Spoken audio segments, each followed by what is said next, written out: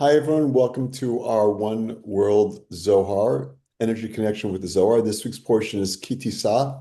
This has us in our edition of the Zohar in volume 12, and we're at verse 59. The title of this article is The Golden Calf. So, with that, let's turn our consciousness to connecting through these verses, these holy verses of the Zohar, to holiness. And what is that? Well, for us, it's connecting to the energy of the upper realm, the level of Binah, the flawless universe, the Garden of Eden.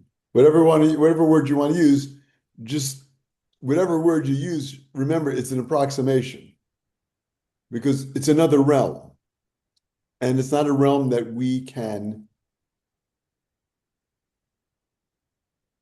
have too much thoughts about because we're absorbed in this physical realm, which we'll talk more about. Anyhow, as we connect, let's connect to that flawless universe and bring down energy of healing to everyone we know who needs healing. I have my list. I'm gonna scan it right now. But whoever you know who needs healing, let's just have in mind. Let's set our consciousness that we're going to send them energy of healing. If you know their name, you know their mother's name, even better connection, stronger connection. Also, let's send out energy of assistance to those souls that we know are in the first 12 months of their elevation, Yehuda ben Avram. So anyone you know, just please have them in mind. Also, send them energy of comfort and elevation on that journey. We also want to connect to the energy of Ahavat Chinam, unconditional love, treating everyone in the world with human decency, protection from evil eye and evil speech, removal of chaos and negativity from our world, ending the wars and conflicts in our world, and also energy of protection for those innocents that are in harm's way.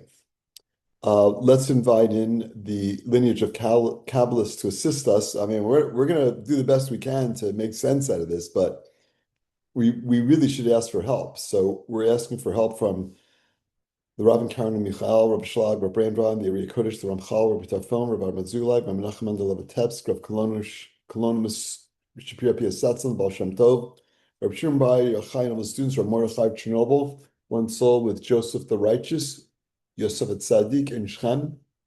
We also today have it's the 17th of Adar, the 17th day of Pisces, and that is also the assistance, it's the death anniversary, the anniversary elevation of Rab Avram ben Shalom of Provich. So we have his assistance today also. Okay, let's begin. Verse 59 in volume 12. 5-9. Okay, here we go. Tachazeh, Kativ, Vayar Ha'am ki Boshesh Moshe. Man Ha'am, Inun Erev Rav, Man Erev Rav, V'chiludim v'chushim v'chav torim v'turgamim havo. Dekaran lon Erev Rav, V'halo Mitzrim havo. Umi Mitzrayim natlu.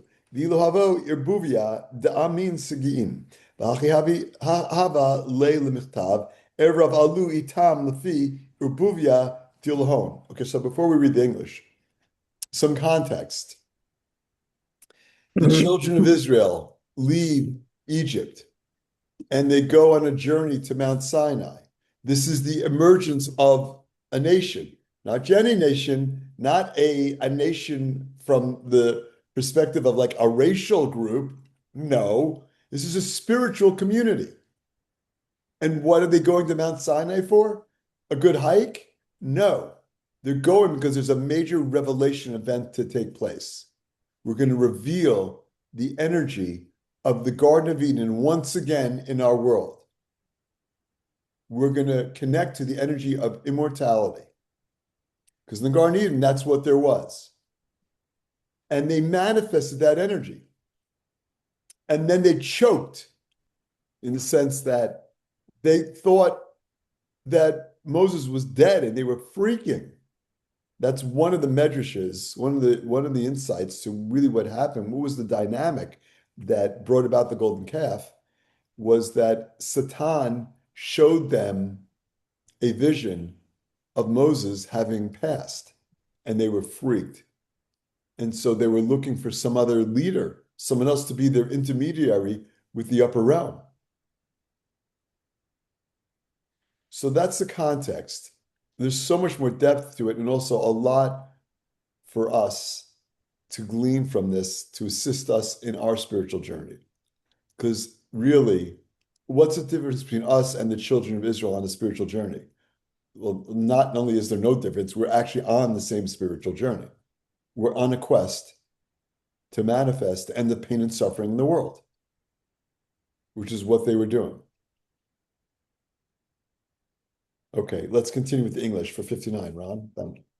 Come and behold, it is written, and when the people saw that Moses delayed, who are the people? Okay, I just want to point out that verse that we just read in English is V'yara'am ki boshesh Moshe. So the word boshesh is translated as delayed. The people saw that Moses was delayed. He was late for his appointment. The trolley car going up the mountain was malfunctioning.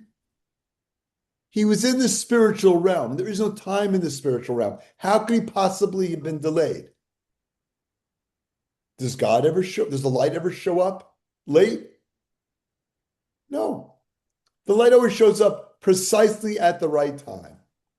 It may look late to you or I, but everything's always happening in precision. So what does that mean? Well, the Zohar will focus on that, but not immediately. It's got another issue to take. Go ahead. He answers, they are the mixed multitude. And who was the mixed multitude? Were they Ludim and Cushim and Kaphtorim and Togarmim, who are called mixed multitude? Okay, It- so when it says the people saw that Moses was delayed, who were those people? And the Zohar is saying it wasn't everybody. It was a little subgroup. Well, who was that subgroup? The mixed multitude? That's what's known as the Erev Rav. And we're gonna learn a little bit about them if you've never heard of them before, but that was part of the group that left Egypt with the Israelites. There were not Israelites, but they decided to come along. And Moses allowed them to come along. And they were the ones who panicked initially. And then the Zohar says, well, were these different racial groups that were there? No. That's why it gets translated as mixed multitude, Erev Rav. Rav being multitude, Erev being mixed multitude. So it sounds like it's a collection of people. We will see that there are two definitional errors here. What was the meaning of the word boshesh, which gets translated as delayed? We'll see that it had a different meaning. And what was the definition of Erev Rav, which gets translated as mixed multitude? We'll see there's a different translation of that also. So the first takeaway for us here is to be careful about the meaning that we assign to words, to situations, to circumstances. Be very careful. And this goes to this idea that when we quantify something, we're actually putting a limitation on it. And it goes to something I've shared earlier in the week, and this is from the Rob's book, Path to the Light, which has a collection of his speeches from each portion of the week. And I read this from last week, Titzaveh, where he says, when you're connecting to the upper realm, what does that mean? Well, we don't know.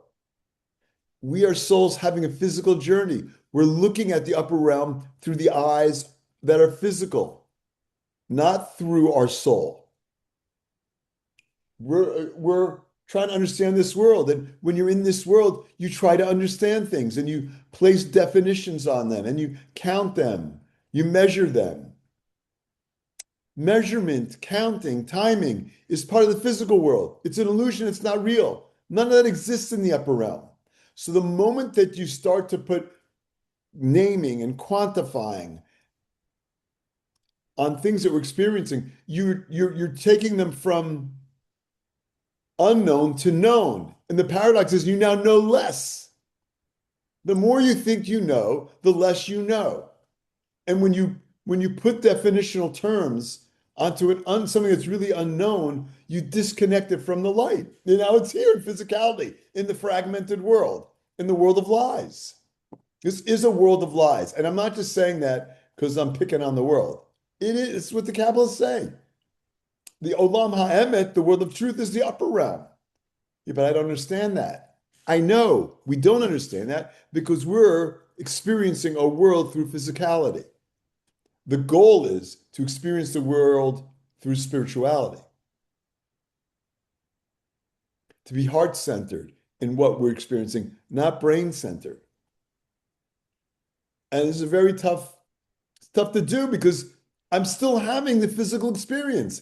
I'm not having a spiritual experience. Yeah, I know. You're a spiritual being having a physical experience. And that physical experience shades what you see.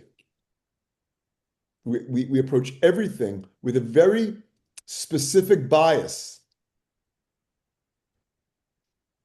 physicality, and that's not real. I mean, it's not real. I feel the table. I just had lunch. I'm living in a physical world. Illusion. It's all illusion. I mean, as I say it, I know how ridiculous it sounds, but that's the reality. That's the deeper reality. And so we need to be careful. We just don't know. We're better off not knowing. And this is what the Rav says. It's okay not to know. Well, am I supposed to have certainty? Yeah, we just finished Purim. We're supposed to have certainty beyond logic. So the certainty I have is that there is a light and there is a flawless universe. That I have certainty about. What it means, don't know. What I don't know. I just know that we have the ability through the tools that we have, the Zohar among them, to bring down that energy from the upper realm. Yes, Aaron. I just have a comment about that. It's just that I have this like thought, like, why are people so obsessed with knowing? Why? Why are they? I don't know. It's not a rhetorical question. It's a great question. Why are they? We've got to figure stuff out. By the way, who is it that stands as the real dean of all the universities in this world? Knowledge is everything, right? No, it's the Satan. It's the influence of the opponent. Got to figure it out. Now, what do you mean figure? Look at medical science. Yeah, there's a lot of stuff to figure out that really enhances the quality of our life. I'm not saying no.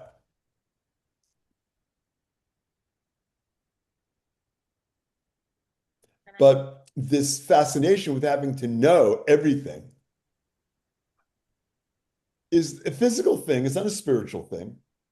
I need to feel. I need to question why I'm feeling. I need to figure out what my soul's purpose is. I need to figure out where my blockages are. Where are my blind spots? That's what we're here to do. So again, another opportunity for us to shift our mindset and to remove those mindsets that really do not serve us. They don't serve our soul's purpose. And endless striving for knowledge is not what your soul came here to do. The knowledge is all up there, not here. This is a clown show here. Look around. This is literally like a clown show. That's even a term. Maybe it is. I don't know. But it's an illusion, that's for sure. Okay, let's continue. Okay.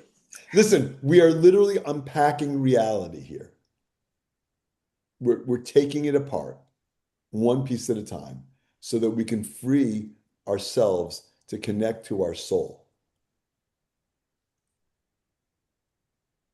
I think of the Wizard of Oz, the original, where Toto runs around and he starts pulling the curtain to reveal the wizard. And the wizard looks, he's like, oh, they see me. And he goes, pay no attention to that man. Pay no attention to physicality. We got to pay some attention. You still got to show up at the dentist at the right time. But I'm just saying, like, we do have to navigate this, but we have to be really careful about placing limitations on our world because we really live in an unlimited world. We live in a world of abundance. We don't live a world of scarcity. And we're gonna and when we are in a space of anxiety about the future and fears about what's gonna happen, we've just left the present moment. And it's only ever happening in the present moment. And when I'm carrying around regrets about the past, I've left the present moment. I'm not where I need to be. Your soul is in the present moment because there is no time. So worrying about the future and resentful about the past, that's a distraction coming from the other side. Okay, let's continue. They were Egyptian and traveled from Egypt. And if they were a mixture of many nations, it should have stated so. And a mixed multitude went up also with them, Ludim, Cushim, etc., according to Yeah, their. so wait, if it was the mixed multitude, it would have said that. I mean, it says it in other circumstances. So why did it say it here? The verse is and the people. So it wasn't the mixed multitude then. Or was it? Let's continue. Verse 60, again, we're in volume 12, Ki Tisa, verse 60. The title of the article is The Golden Calf. I feel like we'll be collecting a golden ticket here, not a golden calf. And the question to ask ourselves is, if the golden calf was such a significant negative icon, where is it in our lives today? Where am I placing my trust in that is not deserving? What are we talking about? My dental hygienist keeps my teeth clean. Wrong. She's just a channel. He, the hygienist is just, mine is a woman, but they're just channels. My doctor is just a channel. My accountant, my financial advisor, they're just channels. Everything is happening is just channeling the energy, the light of the creator. 60. El erev rav Allah itam. Amachad haba. V'lishan chad aval. Kol charashe Mitzrayim. L'chol chartumei dilhon havo. Dichtiv bahu. V'yasu gam hem chartumei Mitzrayim. D'va'u l'mekam l'kabel pli'an d'kucha brichu. Kevin dachamu nisin. Uf li'an. Da'avar Moshe b'Mitzrayim. Adru legabe Moshe. Amalei kuchabrichu l'Moshe. La tikabel lon. Amar Moshe, mare de alma, kevan de chamu guvurta dilach, ba'an lit gaira, yechamun guvurtach b'chol yama, v'in de'un de leit Allah, bar minach, the kabil lon Moshe. He answers, but the verse says, and a mixed multitude went up also with them. Yet does not mention the names of the nations because they were all of one nation and one language. Oh, well, wait a second. They weren't multiple ethnic groups or nations. It was one language, one people. So then if that's the case, what does Eruv Rav really mean? So the Zohar is going to unpack that meaning for us. Put your seatbelts on. Go ahead. Okay. But all the magicians and sorcerers of Egypt were there, as it is written, and the magicians of Egypt they also did in like manner, because they wanted to stand up against the wonders of the Holy One, blessed be He, and show that they also could do as He does. And when was this? Well, when Moses and Aaron first show up with Pharaoh and Aaron throws his staff down and turns into a snake, and then the magicians did the same thing. They're basically, oh, we could do what you do. You're not so great. Go ahead.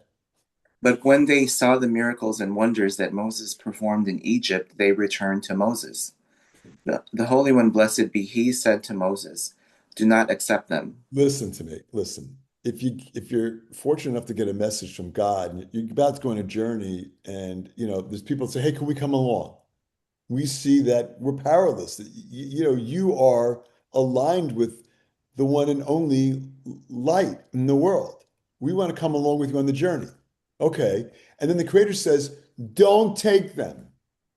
What do? You don't take them. It's a message from the creator. You kidding? You're going to argue with the creator? It's not disputable. That's what the creator's saying. So then what happens? Moses said, Master of the universe, since they saw your mighty deeds, they want to convert. Let them see your mighty deeds every day, and then they will know that there is no Elohim except you. And Moses accepted them. I mean, really? That's what happened? Moses, listen, and this is a testament to who Moses was. Moses isn't taking what the Creator's saying. Perhaps the Creator said it to test Moses. Moses is like, look, these people see the truth and they want to be aligned with that. And he wanted to include them. That's where he was coming. I mean, he sees the world. Moses, half man, half angel. He doesn't see the world as we see it. He's upper realm. He sees that these people, the term is convert, but really what they did was they were in the process of tshuva, connecting to their souls and seeing the deeper reality. You have to respect people in general. But you really have to respect people who have the potential to change. You really do. When you see that they have the potential to change and when they're changing. Like that's unique. People don't see that. Most people don't see that. They're stuck in their little 6 feet of energy. They're stuck there. They can't see the possibilities. They don't see the ability to change. But when you are with someone who you see that they have changed, they're on a path like this. To go be on this path is a ridiculous merit to be on this path.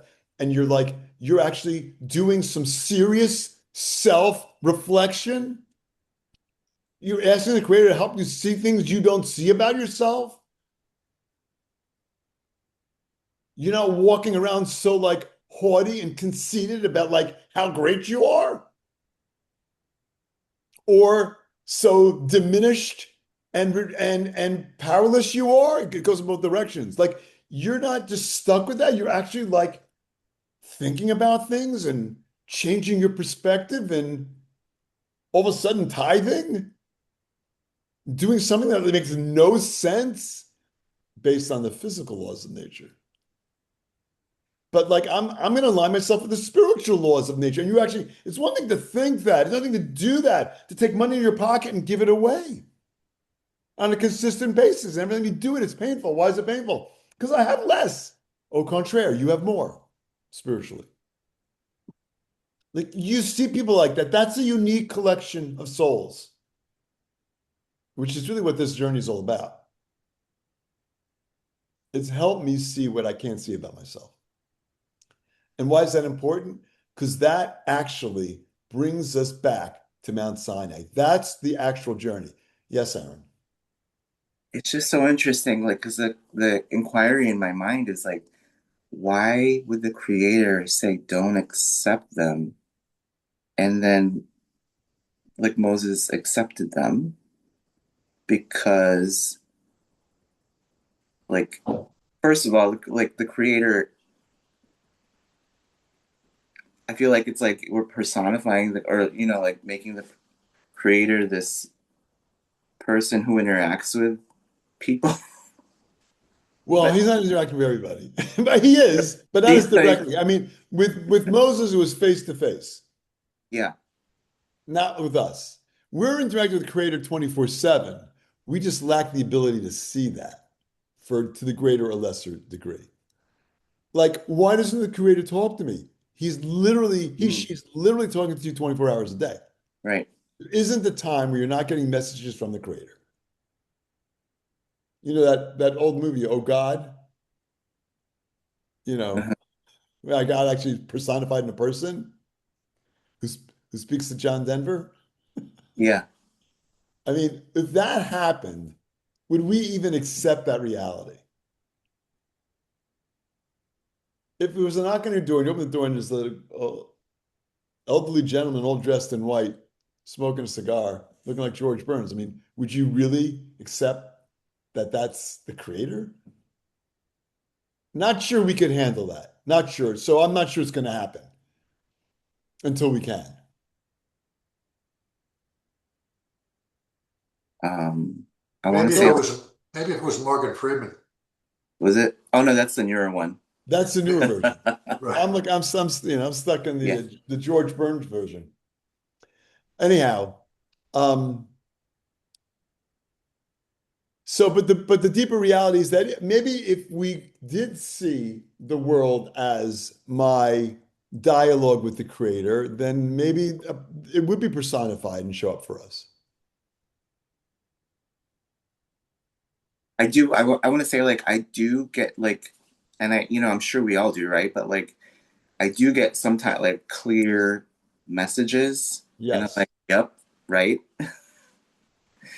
Um, but I think maybe in our path, it's like okay, I accept that, right? That happens. I don't know I if I'm mean, playing. look, that's the journey. Mhm. And that's the journey that the children of Israel were on. It wasn't so easy. They were seeing miracles all the time, and it wasn't so easy for them. Add something. I just Yes, Maria. to Aaron, it's just I into what you just said about if God knocks on my door right now, he probably shows up in shorts and a t-shirt, whatever, right? We don't know, right? And we don't believe it. We probably like, no, this is a prank. Knock on the door. If somebody's on my door. But we don't know. I think we have to pay attention and just have that conscious that the person that shows up in our life, it is a messenger from the creator. For And sure, maybe it's a now, person. Yeah, maybe it's a person, but maybe it's not. Maybe it's just someone delivering them that message. And that's the thing. We get those messages all the time. I would say there's so many random meetings that I've had with a person or something during the day that you don't even expect, and out of their mouth comes a message, and you can't believe they said what they said.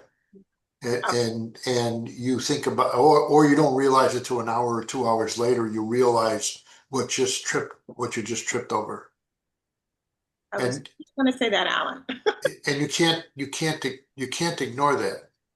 You can't ignore that. It's not a coincidence.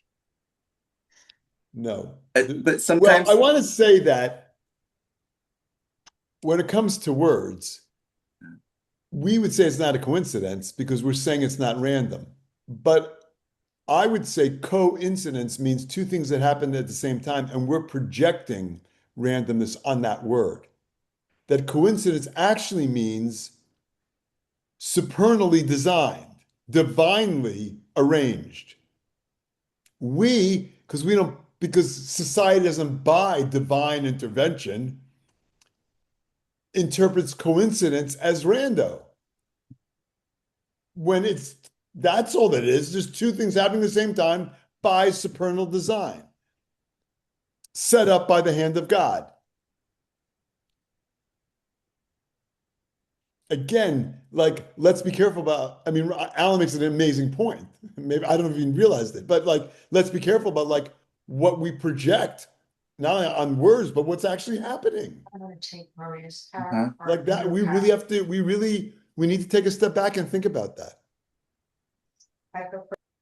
But Okay, let's continue. however, we that are here in this path, and we kind of sort of seeing a little bit beyond of what any other person that are not here and don't understand.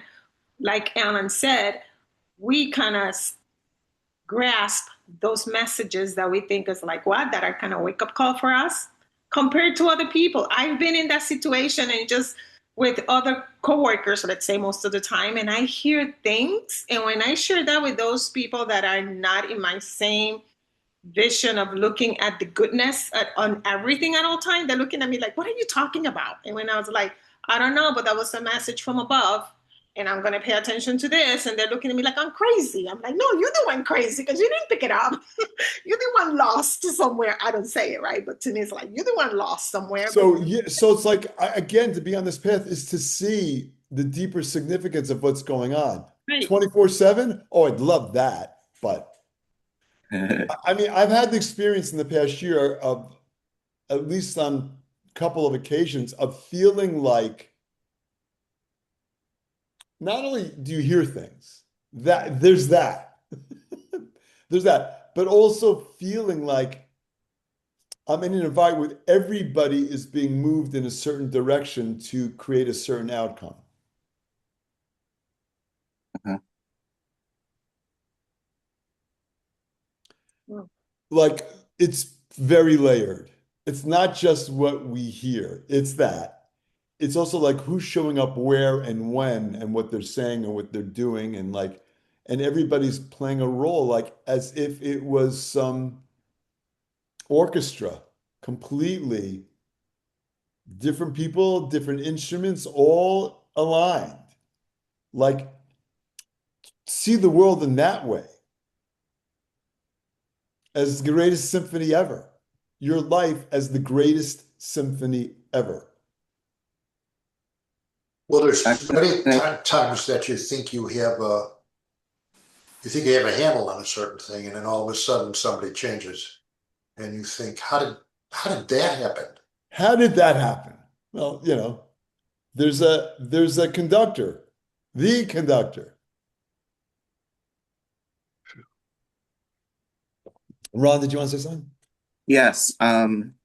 Sorry. Okay, I just want to say like sometimes, and this is like, I just want to say this. Sometimes for me, my experience it's a clear and concise and vivid like thought. And I know that it's not from like me. And like it's just like a knowing like, well, okay, that was just put into my head right now. And I know it's from the creator, and I know it's from using the tools, right?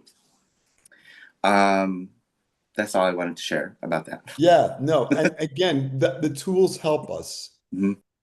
to connect to that deeper reality. 61. Amekra lo nerav rav, ela kol charashim de Mitzrayim habo uvrei shehon yonos v'yim berus. Uvishata de yoma, hava wabdeta dir charashayu, v'chol ilain charashin yelain. Hava mistakle mi ki nate shimsha, v'sheruta de shishaot umechza, ad sheruta de tesha me umechza, the hainu erev rav rava. Kol inun charashin zeirin me sheruta de tesha umechza, ad palgut lelia. He asks, why did he call them a mixed multitude? He answers, because all the magicians of Egypt were present, and at their head were Yunus and Yambrus. Yeah, these two guys, these two magicians were the chief magicians. Go ahead. They practiced magic from the 6th hour after the sunrise. The The great 6th hour after, so if sunrise was at 6 a.m., they practiced from the 6th hour on. So it would be from like noonish till sunset. Go ahead. The greater magicians would start to perform their magic at 6.5 hours after sunrise, when the sun started to set. The sun starts to set at midday. We think of sunset, like there's a lot of things that can be misunderstood here, but I looked at this already. The sun doesn't start setting at sunset. What it says in your newspaper, whatever that is. When it says, you look up sun, when's sunset? That's not when the sun goes up and it goes down, and it hits its peak at midday, and that's when sunset begins. Go ahead. Until the beginning of 9.5 hours, namely the full setting of the sun, when it is time for early mincha. But all the minor magicians would practice magic from 9.5 hours until. So there were major magicians and minor magicians. Where are we going with this? 62. Ino nilain divuhu hava mistakle miki nate shimsha davakadein sharan tasha me'o b'tish'in v'chamesh dargin lim shatata al ture chashuch v'ruchadi lahon hava mishatata al kol inun charashin b'char shayu v'ilena v'abdei kol mad inun ban ad l'chol mitzra'e rachtzanu dilahon v'ilein hava v'karan lon erev rav. Begin to eat erev zera mitshashaot umechatza ultata da erev zera utrei arve inun v'gam erev rav ala itam. The greater ones among them practice. Oh wait, did we already read that? 62, No. right? Yeah, 62. Okay. The greater ones among them practiced from the time the sun started to set, because then 909 95 grades start to float over the mountains of darkness. And their spirit hovered over all these magicians in their magic. Why did they choose that time period? Because there's a lot of negativity available then. That's why. Go ahead. They were By the able, way, for us, are we going to be infected by this negativity we read up? No. We're reading it through the Zohar. We are protected. Go ahead. they were able to do whatever they desired. So much so that all the Egyptians placed their trust in them. They were the elites of society because they could actually work magic. Go ahead. They were called a mixed multitude or a great evening. So that's what it means. Erev Rav doesn't mean mixed multitude. Erev is evening. Right. Rav is great, great evening. That's what it refers to. Those who practiced the magic of the elite magicians during a specific time period were the Erev Rav. Again, my whole life it was explained to me as like mixed multitude. The Zohar is saying, put that aside. This is the deeper reality. Again, a definitional issue here. Because it wasn't just misguided people. These are people who were actually very elevated and who work in their magic. Who are we listening to who's just working their dark magic? Stop listening to them. It's the opponent bombarding us with what? Well, I would say social media, but the greatest propaganda tool ever known to mankind. Like, look at the world, remove the filters and see things. And this is the opportunity for us to remove the filters and to see a truer picture of our reality. Go ahead. Because there is also a small evening, which is before 9:30. And since there are two kinds of evening, it says, a mixed multitude, a great evening, went up also with them. Okay, so it wasn't, that was those magicians, those elites, magicians. 63.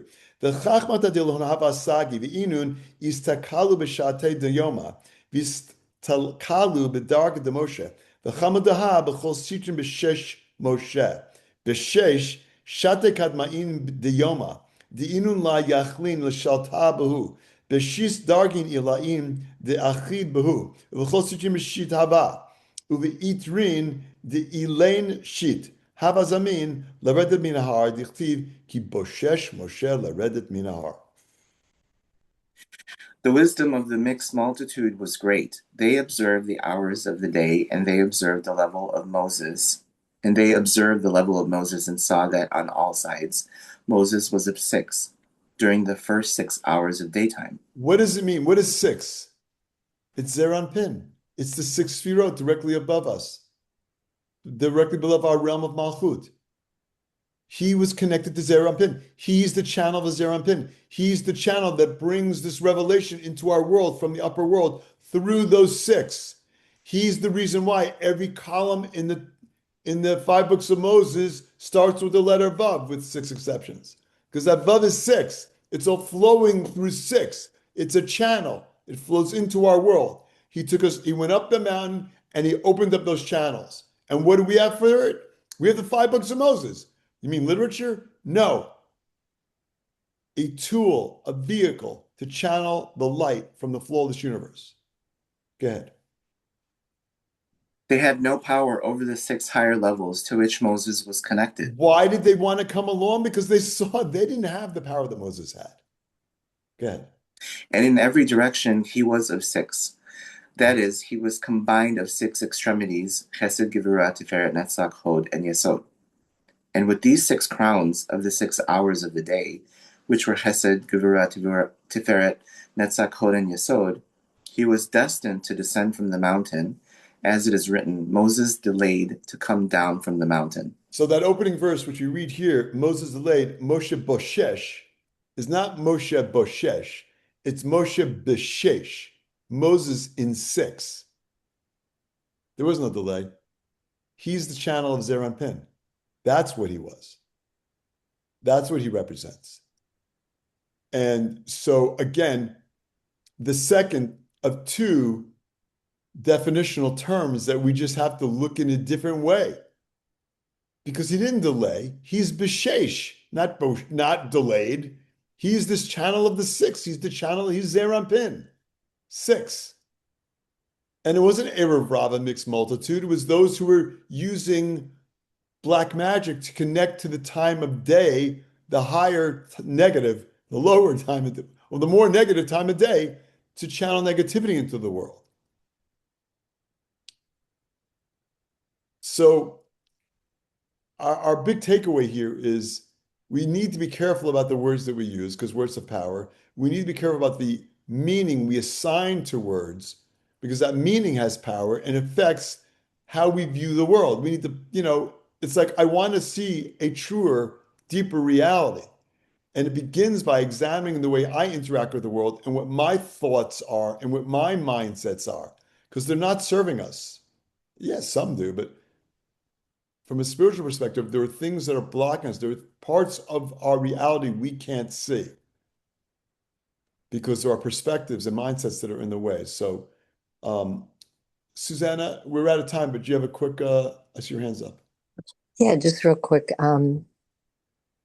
This this deeper dive really makes sense because there are other modalities out there, and sometimes people get the gift of a breakthrough, but they may not have. This defines what Kabbalah says.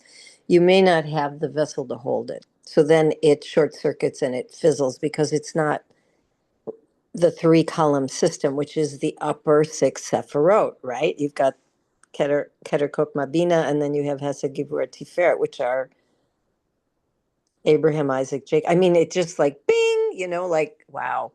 Well, I think yes to all that, but to summarize what you're saying, it's like again, it's seeing the significance of the deeper reality of the 10 Sfirot, which represents the building blocks of our reality and how the light of the Creator gets here, and helps us Yes. to understand how we need to understand what goes on so that we can, uh, again, as I stated at the outset, yes, we are spiritual beings having physical experiences, but I want to connect more strongly to my soul. And in order to do that, I need to really be self-reflective. I need to look at myself and not just think about things. I need to actually be the observer of my thoughts. I need to take a step back and why am I thinking that way? Why am I feeling that way? What is going on for me? I need to do that. And it's a never-ending quest, but it's the journey of our soul and it's why we're here. All right, everybody. Love you all. Shabbat shalom. Thank you for Thank you. joining us and see you next week. Thank you. Bye, Beautiful. everybody. Shabbat shalom. Shabbat shalom. Shabbat shalom. Shabbat shalom.